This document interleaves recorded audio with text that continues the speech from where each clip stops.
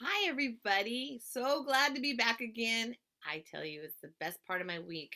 Thank you for being there. And I'm going to teach you today about some things that we did a little bit about last week and a little more, a few new things that we're going to do, all to do with how nature is so wonderful, how a seed grows from just the sun and water and some other little things, and how butterflies and animals and the wind all work together to help our seeds grow and make food and shade and filter our air and make it clean for us to breathe. All right, let's say hi. Are you ready? Here we go. Sing along, get your shakers, okay? Hello, children. Hello, grown-ups. Welcome to our class today. Let's all sing each other's names. Then we'll sing and dance and play. Hi to the children. Hi to the grown-ups. Hi, Teacher Michelle and Teacher Messie and Teacher Leck and all the children. Teacher Chaia, that's me, that rhymes with papaya. Ready? Can you go like this? Now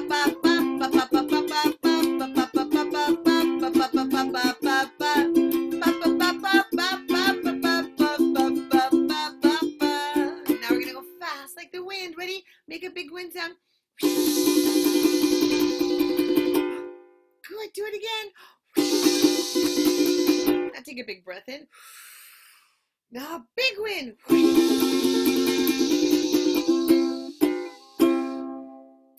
Very nice. Okay. Well, I have some friends and they're real seeds, and I'm going to show them to you. Are you ready? All right. This is a moonflower. I want to show you this moonflower, and it's just starting to open. It's so cool. Can you see the little hole starting to grow? It's in between my fingers. Can you see it?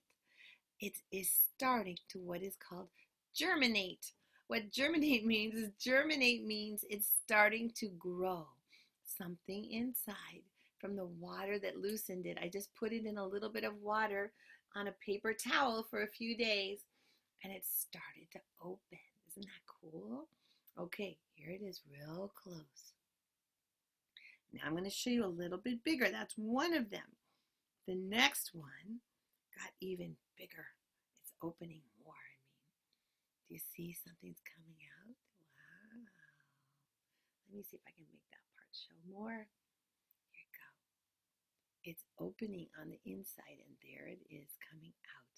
Now this is what is going to be the stem of the plant. Wait, this is even bigger. Are you ready? Now it's really open. I'm so excited. Wow! This just did it by itself. I just wet it and it just opened by itself. I had it in a little packet.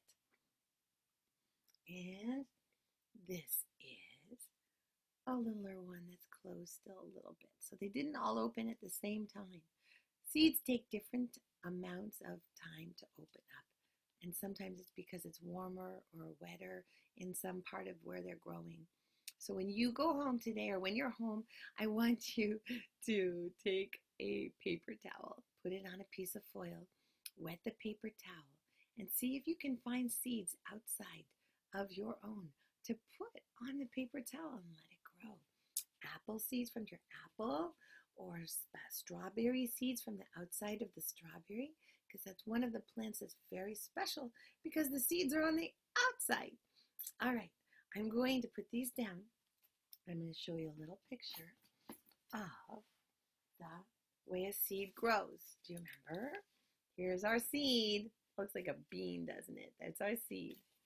Then here is how it starts to germinate. It starts to grow.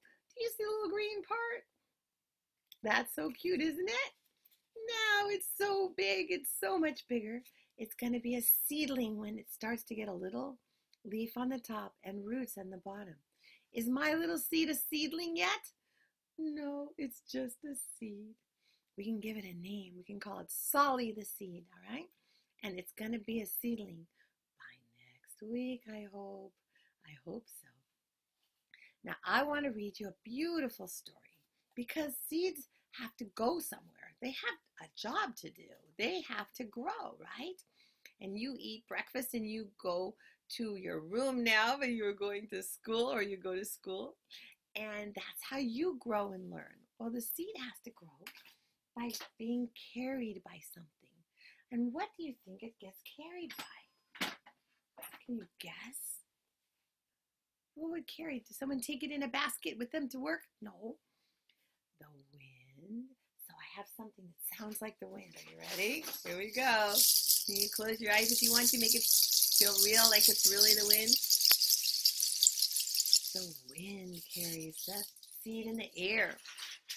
And then a little animal will carry an animal, will carry it in his fur, on his fur where it sticks sometimes, because seeds have little points that stick in the fur of the animals. Hello, everybody. And or a bird will carry it when it's flying in the air. And you know who else will carry it? It's a butterfly. So we're going to learn about butterflies too. Are you ready to hear the story? It's by Eric Carle, and it's called The Tiny Seed. It is autumn. A strong wind is blowing. Can you see how he painted the wind with all those colors in the air? It blows flower seeds high in the air and carries them far across the land. One of the seeds is tiny. It's very small, smaller than all the other seeds. Will it be able to keep up with the other seeds? And where are they all going? There's the little tiny one, and there's all the other seeds.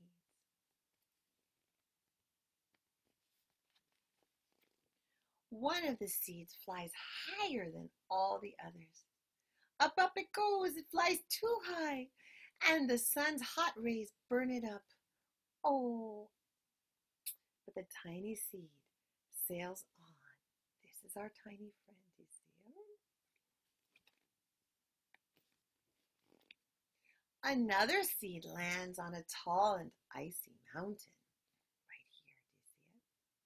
The ice never melts and the seed cannot grow. The rest of the seeds fly on. There they go. But the tiny seed does not go as fast as the others. He's waiting. He's flying, but he's behind. Now they fly over the ocean. One seed falls into the water. It drowns. The others sail on the wind, but the tiny seed does not go as high as the others. He's in the middle.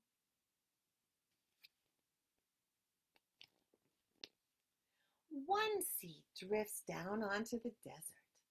It is hot and dry, and the seed cannot grow. Now the tiny seed is flying very low. Do you see him? There he is. But the wind pushes it on with the others just the same. Look at those spiky cacti. You know, they could trap a seed too, because it's pokey. Finally, the wind stops, and the seed falls gently to the ground. A bird comes by and eats a seed. That is one way a seed will actually grow, because it'll come out as boop, and then it'll go in the ground. The tiny seed is not eaten. It is so small that the bird does not see it. Here he is, by the way. There's the tiny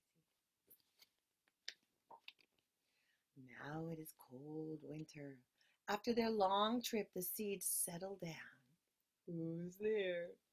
They look just as if they're going to sleep. Way deep in the earth, snow falls and covers them like a soft white blanket. A hungry mouse also lives in the ground, and he eats a seed for lunch. But the tiny seed lies very still, and the mouse does not see it. Here's the mouse, and here's the seed right there. Now, just like where we are and when we are, it is spring. After a few months, the snow is melted. It's really spring. Birds fly by, and the sun shines and the rain falls. The seeds grow so round and full, and they start to burst open, just like our little seed. Whoops. Here it is. Just a little at first. Now they're not seeds anymore. They're growing into seedlings and plants. First they send roots down into the earth. Then their little stems and leaves begin to grow up towards the sky and the sun and the air. There's another plant that grows much faster. Look at these. They're growing really fast. And the new little plants. It's a big fat weed, and it takes all the sunlight and the rain away from one of the small new plants. And that little plant dies. Oh. The tiny seed has not yet begun to grow. It will be too late. Hurry, but finally it too starts to grow into a plant. Maybe this is it, or this is it. The littlest one? What do you think? The warm weather also brings the children out to play. They too have been waiting for the sun in springtime. One child doesn't see the plants as he runs along and, oh, he breaks one. Now it cannot grow anymore. Here's his foot and that plant broke. The tiny plant grew from the tiny seed is growing fast. But its neighbor grows even faster. Before the tiny plant has 3 leaves, the other plant has 6 leaves. And look, a bud. And now even, what comes after that? A flower. But what's happening? First there are footsteps. Then a shadow looms over them. Oh, a hand reaches down and breaks off the flower. A boy has picked the flower to give to a friend. Aww. So it's sad for the flower, but it's sweet for the friend. It's summer now. Now the tiny plant from the tiny seed is all alone. It grows on and on. It doesn't stop. The sun shines on it and the rain waters it. It has many leaves. It grows taller and taller. Look how tall it is. It's taller than the people. It's taller than the trees. Oh, it's taller than the house. And now a flower grows on it. People come from far and near to look at this flower. It's the tallest flower they have ever seen. It is a giant flower from a tiny seed. All summer long, the birds and the bees and the butterflies come visiting. You see our friends there? They've never seen such a big and beautiful flower. They all visit. Pretty fun. See them at the bottom? There they are. How much fun they're having. Now it's autumn again. The days grow shorter. The nights grow cooler. And the wind carries yellow and red leaves past the flower. Some petals drop from the giant flower, and they sail along with the bright leaves over the land and down to the ground. Do you see? There's our wind. There's the leaves. The wind blows harder. Can you blow the wind? Here we go. Let's make some wind.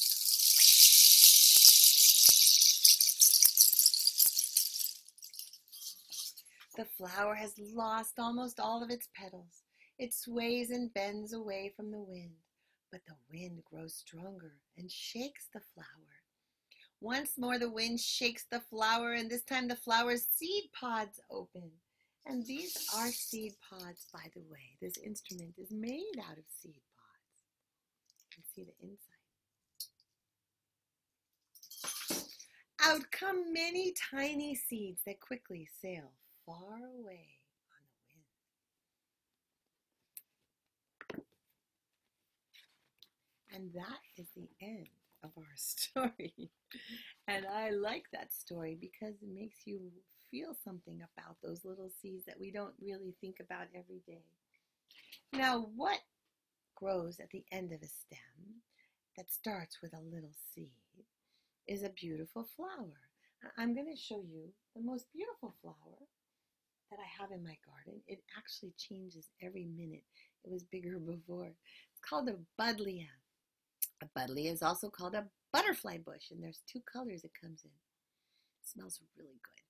And the butterflies like this flower because they get the pollen from it and they can sip the nectar from it, and it's really sweet. So it has pretty leaves and has a big cone-shaped flower. This is a cone shape, like an ice cream cone upside down. It would look more like an ice cream cone, right? And I'm going to show you a picture of the butterflies that go to this plant because they live where the plant lives. And they live in my garden too. And in this book, you can see the picture of the flower that I just showed you and the little butterflies that like to be in gardens or meadows. Can you see how pretty they are? Now, do you see all the colors and shapes on their wings?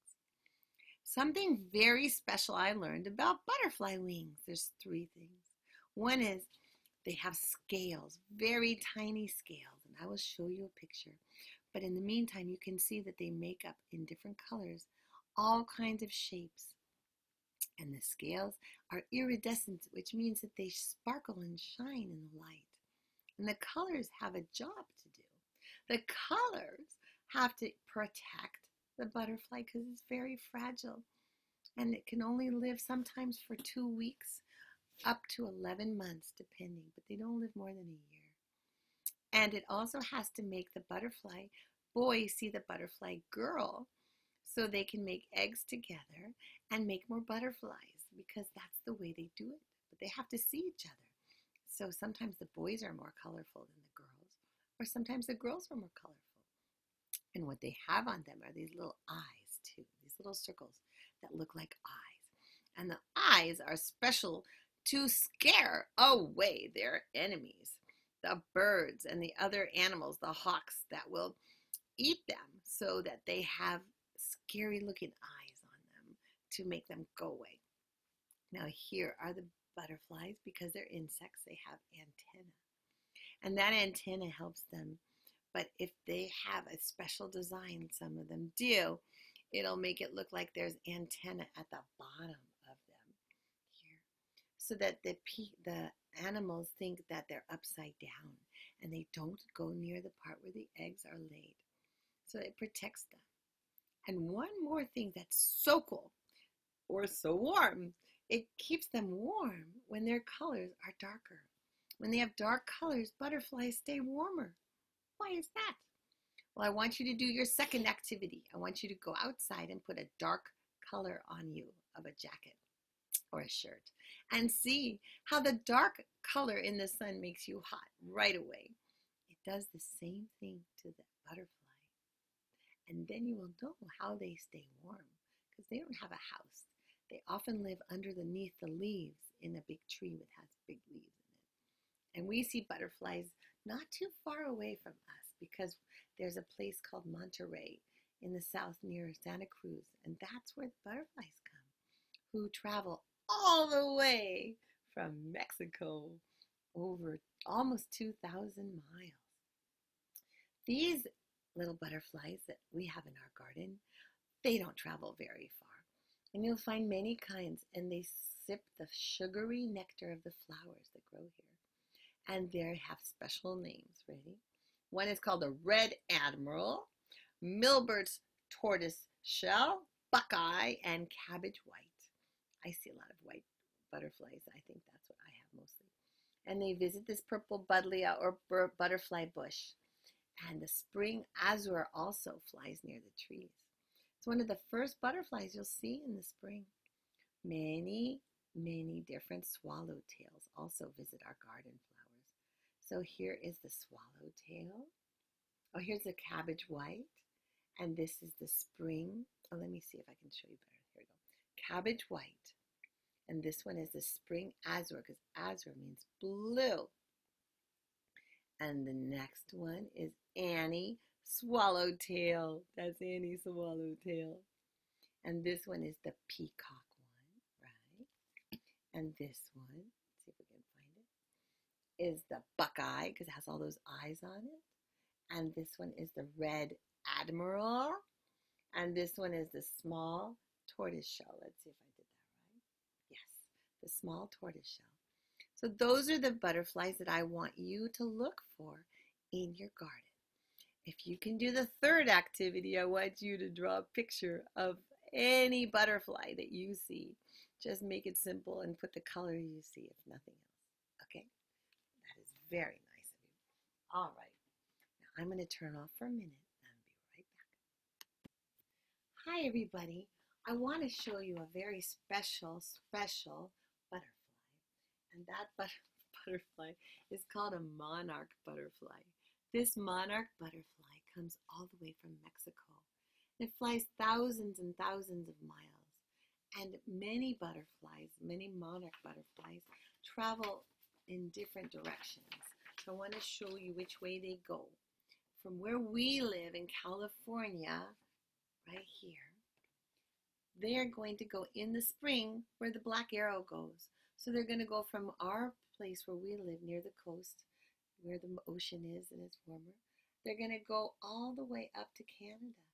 And then in the fall, in the spring, and then when it gets cold, they're going to come back and then come back to California where it's warm. Some butterflies make 2 trips a year of 2,000 miles. And what do they eat when they're on the way there and back?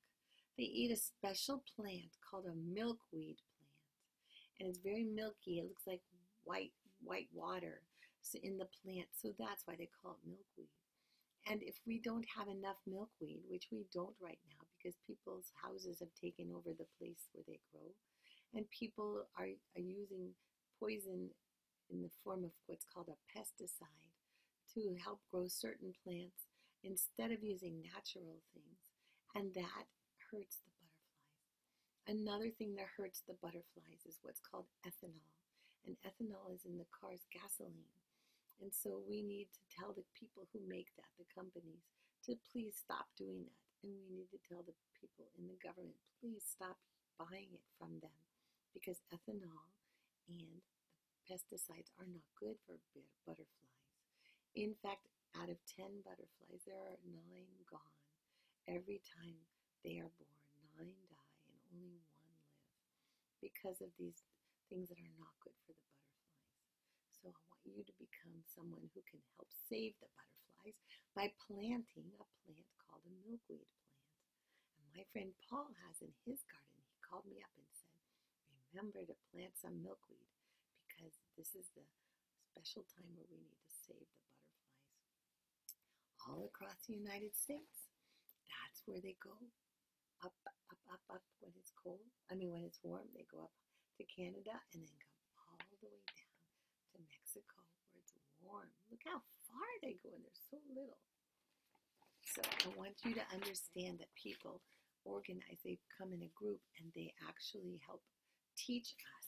And one of the people who do that of the organization is called the Environmental Defense Fund.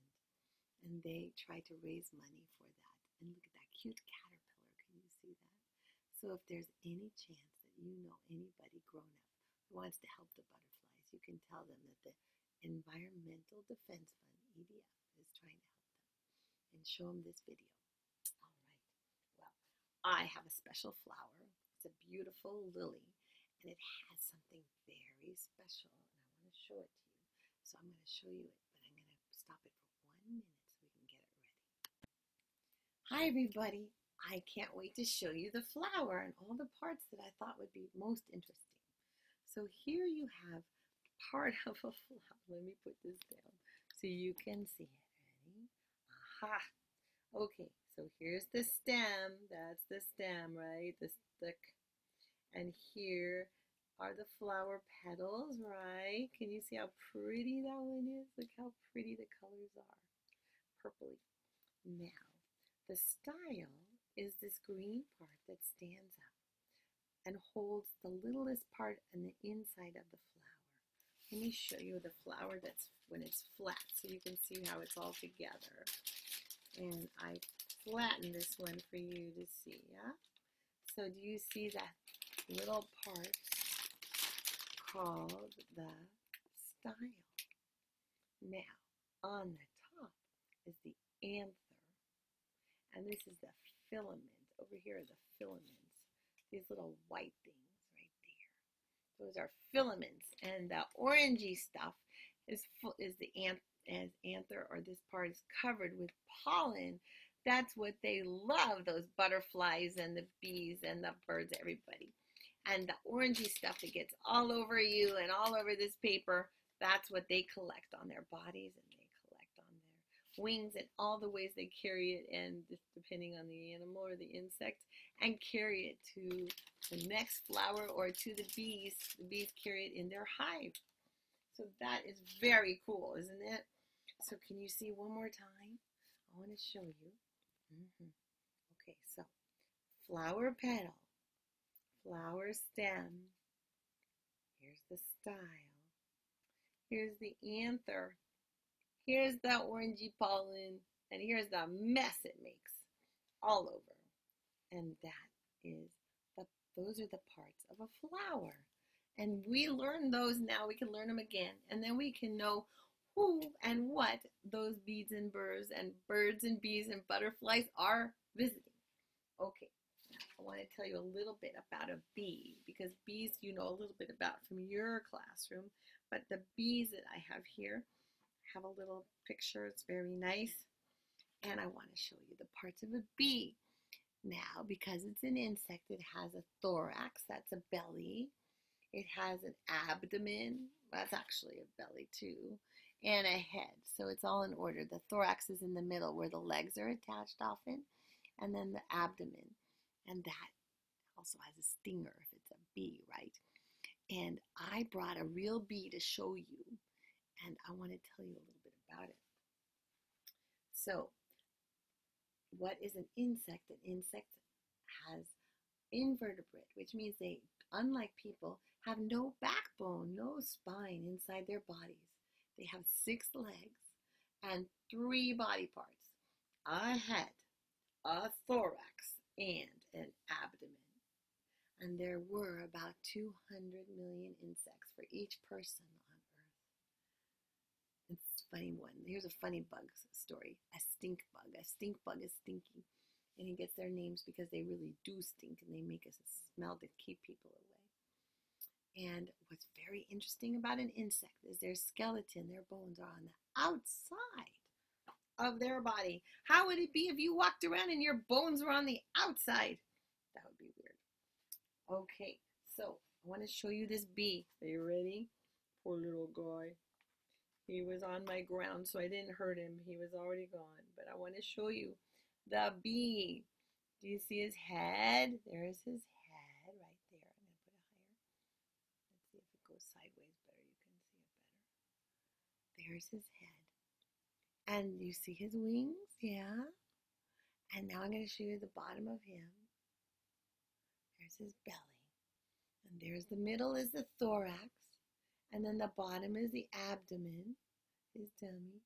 And that's where they collect all that pollen. It sticks to them because they're very hairy, and that sticks to their hair, right?